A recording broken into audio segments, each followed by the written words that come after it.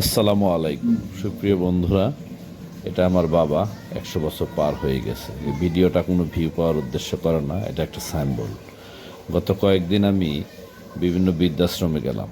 সেখানে গিয়ে দেখতে পাচ্ছি উচ্চ মানের লোকজন, যেমন সচিব থেকে শুরু করে এই লেভেলে, মানে ধনিক শ্রেণীর মানুষজন তারা বৃদ্ধাশ্রমে আছেন। তাদের ছেলেমেয়েরা অনেক বড় শিক্ষিত, দেশের বাইরে বিভিন্ন বড় বড় কাজে তারা ব্যস্ত আছেন, কিন্তু বাবার কোনো খোঁজ খবর নেই।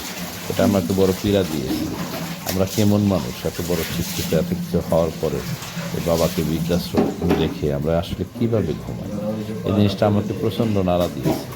আমি সন্তান, আমি যে খুব ভালো সন্তান সেটা আমি বলবো না, কিন্তু বাবা মায়ের প্রতি যে শ্রদ্ধা, ভক্তি, ভালোবাসা, যাদের কারণে এই পৃথিবীর আলো বাতাস দেখা, তাদেরকে সম্মান না করে তাদের এই শেষ জীবনে তাদেরকে এই দোজকখানায় পাঠিয়ে দিয়ে আসলে আমাদের ভবিষ্যৎটা কী হবে? আমার সন্তান আছে, তারা বড় হচ্ছে, তারা কি দেখবে আমাদের? আমার কাছে খুব খারাপ লেগেছে। এই গোসলের দৃশ্য এটা না, ওনার সমস্ত কাজ আমি করি সকাল থেকে রাত পর্যন্ত। আজকে ঈদ গেল গতকাল, 15 তারিখ থেকে আমার বাসায় আমি, আমার বাবা ছাড়া আর কেউ নাই। এই বাবার জন্যে আমার ঢাকাতে থাকা। ওরা চলে গেছে এই তাদের বাবার বাড়িতে, আমি আছি আমার বাবাকে নিয়ে। ঈদ কেটেছে বাবার সাথে আমার। আমার কোনো দুঃখ নাই পৃথিবীতে। আমি অনেক আনন্দে আছি, অনেক ভালো লাগে আমার।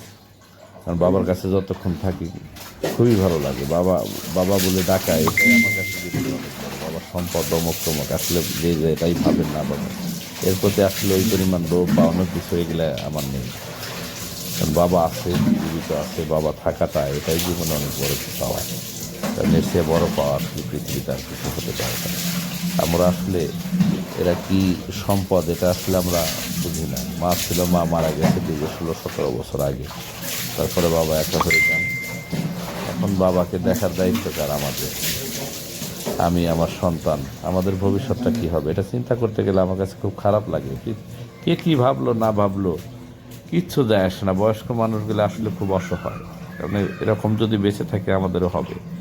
এদেরকে সেবা যত্ন করে তাদের লালন পালন করা, এটা আসলে আমাদের দায়িত্ব, কর্তব্য। আমার সন্তান যদি দুজন অসুস্থ থাকতো বা একজন অসুস্থ, তাকে দেখতে হতো না। এ কারণে সবার উদ্দেশ্যেই বলছি, এটা ভিউ পাওয়া অন্য কোনো কারণে নয়। আপনারা বাবা মাকে শ্রদ্ধা করেন, বাবা মাকে ভালোবাসেন, তাদেরকে যতটুকু সম্ভব, বিরক্ততা আসবে কিন্তু তারপরেও তাদেরকে ভালোবাসতে হবে। কারণ ইউরোপ আমেরিকার কথা বলবেন যে আমরা চিন্তা করে সবসময় নিজের জীবন নিয়ে কেটে পড়া, এটার জীবন সবচেয়ে কঠিন জিনিস। কারণ ওনাদের দ্বারাই পৃথিবীতে এসেছে, ওনাদেরকে ভালোবাসতেই হবে। ধন্যবাদ সবাইকে। ভালো